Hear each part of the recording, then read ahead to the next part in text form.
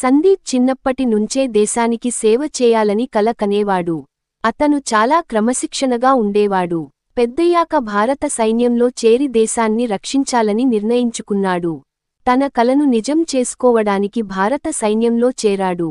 అక్కడ కఠినమైన శిక్షణ తీసుకుని ధైర్యవంతమైన అధికారిగా పేరు సంపాదించాడు. దేశసేవనే తన ముఖ్య లక్ష్యంగా పెట్టుకున్నాడు.